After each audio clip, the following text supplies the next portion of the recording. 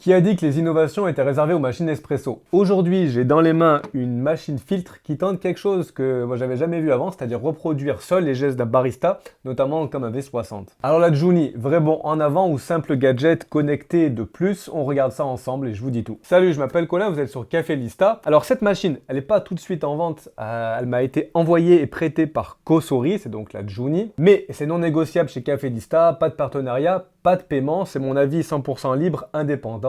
S'il y a des bonnes choses ou des choses un peu moins bonnes, je vous le dis. Alors c'est quoi l'idée derrière la Juni? La promesse elle est assez simple mais elle est quand même ambitieuse. Vous offrir la qualité d'un pour-over et d'un versement style café filtre fait à la main, genre V60 pour les connaisseurs, mais vous sans avoir à verser l'eau vous-même. Du simple mug ou à la carafe complète, là vous avez vu, la machine peut tout faire. Autrement dit, la machine ne se contente pas de faire couler l'eau sur le café, comme une cafetière classique, elle pilote la façon dont l'eau est versée, l'agitation, elle règle la température. D'ailleurs, elle est certifiée SCA, c'est la Specialty Coffee Association, l'association de café de spécialité, qui respecte donc des critères assez stricts en termes de température et d'extraction.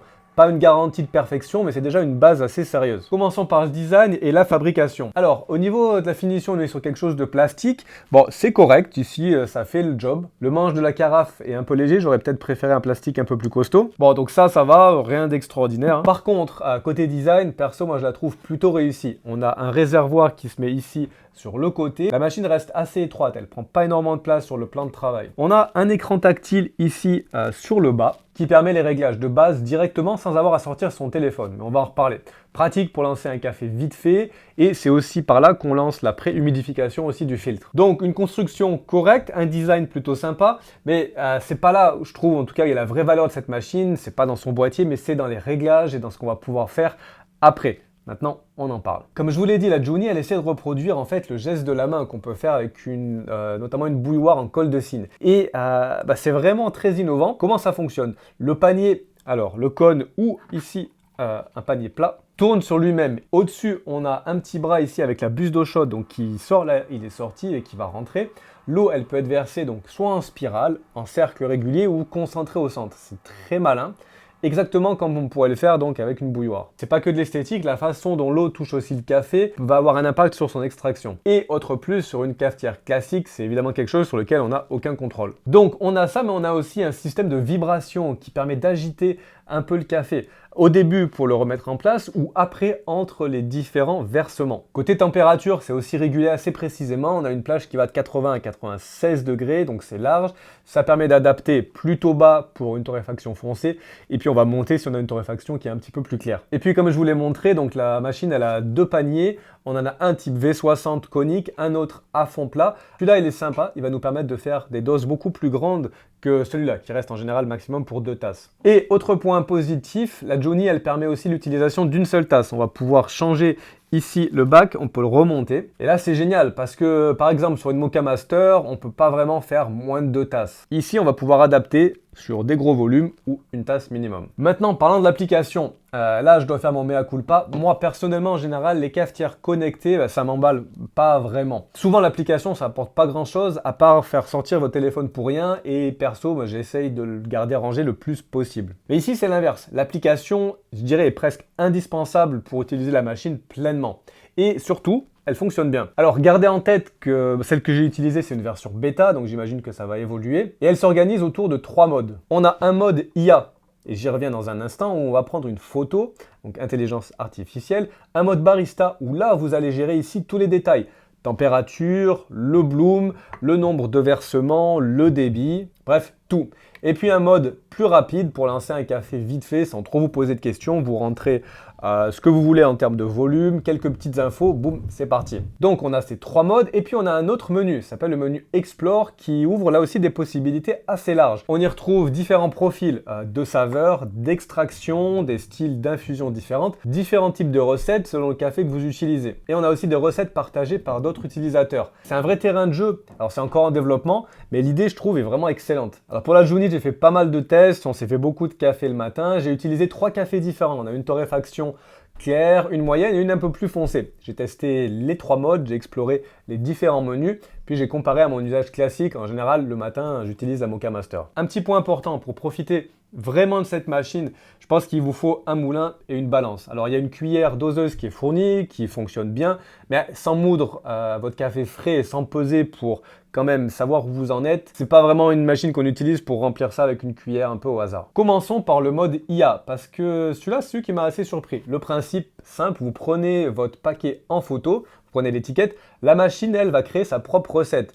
Elle repère le type de grain, la torréf, le café donc utilisé. Pour ce test-là, je l'ai utilisé avec un café un peu particulier, là, un Pink Bourbon du Costa Rica avec une torréfaction légère, une fermentation un peu différente, un café de spécialité assez particulier, peut-être pas qu'on boira tous les jours. Et justement, la machine m'a sorti une recette intéressante, donc on a 4 versements. Et le résultat, on a une très bonne base. Alors moi, je suis pas un pro ni un Q-grader, je reconnais pas toutes les notes en général, mais on reconnaît quand même vraiment le côté fruit de la passion. Sur ce café-là, ça ressortait pleinement. La tasse était propre, vraiment nette, une belle acidité. Une fois que vous avez ça, vous avez votre base, vous pouvez retourner dans l'application et demander des ajustements. On va pouvoir dire, bah tiens là je voudrais un peu plus de corps, je voudrais un peu plus de sucrosité, ou alors mon café était trop amer.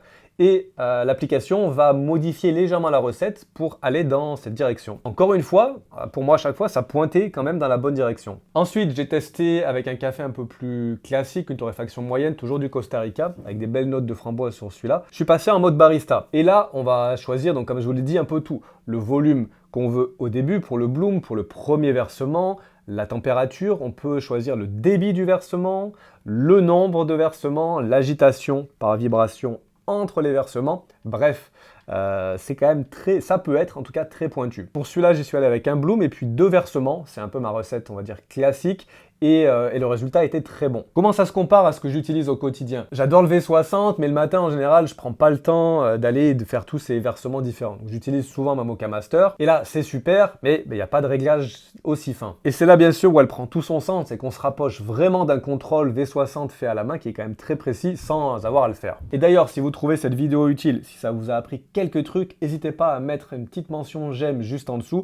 Et puis, pourquoi pas vous abonner si ça vous tente. Au quotidien, qu'est-ce que ça donne? Au niveau temps, je pense que c'est tout l'intérêt de la machine. Vous lancez, puis la machine fait le travail de versement, de pause. Pour quelqu'un qui adore le café filtre, mais qui court un peu le matin, c'est exactement mon cas, ça fait vraiment un super boulot. Côté nettoyage et entretien, là, rien de sorcier, on a juste un détartrage, on est sur un système quand même assez simple. Le bruit, il n'y en a pas vraiment, il n'y a pas de moulin, donc ça, pas de problème pour le matin. Et puis, la question du rituel, faire un V60 à la main, prendre son temps, verser son eau. Pour beaucoup, ça fait quand même partie du plaisir. Là, la Juni, elle automatise ce geste, elle automatise tout.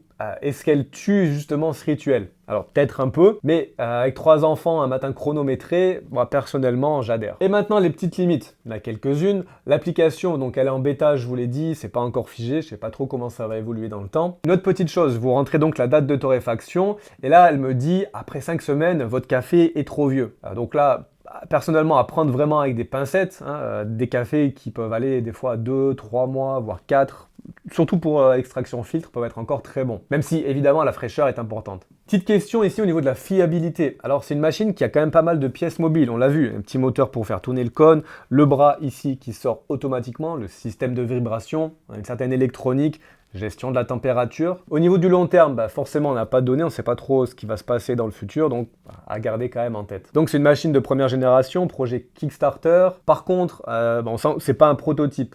Cosori, c'est pas une petite marque. On sent que la machine est prête et qu'elle fait déjà le boulot. Avant de vous donner mon avis, pour qui est cette machine et pour qui elle l'est pas? Parce que clairement, c'est quand même pas fait pour tout le monde. Elle est faite pour faire ressortir souvent des caractéristiques très fines de votre café, très aromatiques. Vous pouvez aussi l'utiliser de manière plus classique.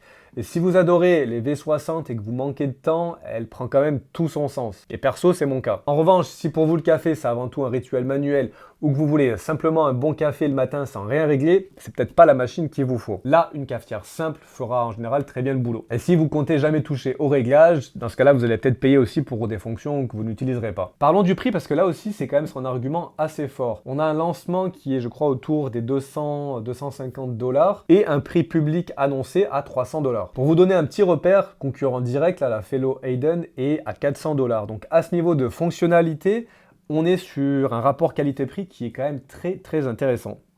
Alors, Cosori Juni, mon verdict. C'est un des concepts de cafetière automatique, je pense, les plus intéressantes que j'ai pu voir cette année. On a un système d'extraction qui est très bien pensé, L'application est utile et le café dans la tasse, à condition d'avoir un bon café, est vraiment de qualité. On a une très bonne régularité. Donc pour un amateur de slow coffee qui manque de temps, je pense que c'est une machine à suivre de très près. Personnellement, moi je vais la laisser brancher pendant un bon moment, je pense, pour m'en servir. Petite question pour vous, qu'est-ce que vous en pensez? Est-ce qu'une machine qui fait ça à votre place, que ça vous tente? Ou est-ce que pour vous, le café à la main, ça se remplace pas? Vous pouvez me dire ça juste en dessous en commentaire. Attendez, partez pas, si cette vidéo vous a plu, celle qui va apparaître juste là, je pense va vous intéresser, je vous recommande d'aller la regarder. Et puis, comme d'habitude, moi je vous dis à très bientôt sur Café Lista. Ciao.